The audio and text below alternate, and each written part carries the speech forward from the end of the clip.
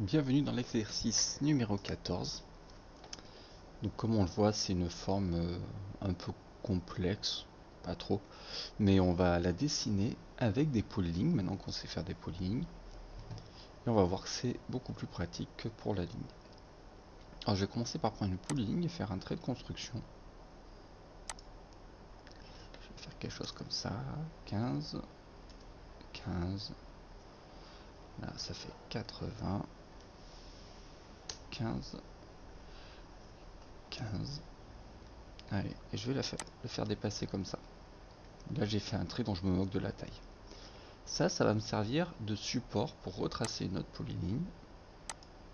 Hop. 25, 25, 100, 25. Et là je vais pouvoir m'accrocher au trait. Hop, hop, c'est entré. Je ne sais pas si vous l'avez remarqué, mais je dessine ce que j'appelle dessiner grand. C'est-à-dire que quand je veux faire quelque chose, je ne sais pas de m'approcher des 15 pour taper 15. Je dessine plus grand, je tape 15, ça fait un trait de 15. Ça évite, comme ça, quand on a des formes un peu complexes, de prendre un accroche-objet.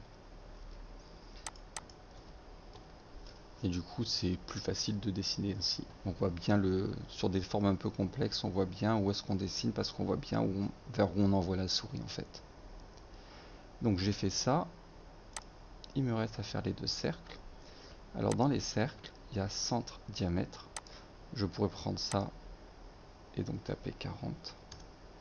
Le problème, c'est que si je fais entrée au espace, par défaut, ça rappelle la dernière fonction utilisée. Si on a l'habitude de faire ça, il y a un petit souci, c'est que ça va me faire un centre rayon pour le prochain. On voit bien que là, ça suit ma souris, alors que quand j'ai diamètre, ça fait la distance entre le point de base et la souris divisé par 2. Alors ce que je vais faire, c'est que je vais faire D entrée. On voit en bas que je peux spécifier le rayon du cercle ou D pour diamètre. Je fais D entrée 70. Donc en général, moi je m'embête pas à mettre ici centre diamètre, je reste en centre rayon et je fais des entrées dès que je fais un cercle. Donc là je sais que c'est de là à là, il y a 70, donc je pourrais prendre n'importe quel point dans mon dessin et faire 70 vers le haut, ou aller sur l'approche objet, un point que je connais au départ, un point que je connais à l'arrivée. Il me reste plus qu'à tracer les deux petits traits là sur le côté. Si vous avez ouvert une version d'essai d'AutoCAD ou un AutoCAD tout propre, tout neuf, et ben ça va être impossible. Quand vous allez arriver là, ça va prendre ce point ici, et c'est pas juste. On voit que sur mon dessin, c'est bien une tangente que je dois dessiner. Ici, dans les accroches objets, il y a un petit menu déroulant juste à côté de l'accrochage objet, et on peut choisir ce sur quoi on veut s'accrocher. Et je vais pouvoir choisir d'activer la tangente. Donc quand je prends ma polyligne, je viens m'accrocher à la tangente. Ici aussi. Là, on voit que comme j'ai fait un trait qui dépasse et que c'est une polyligne, tous mes traits de construction vont être faciles à supprimer. Voilà, j'ai plus aucun trait de construction.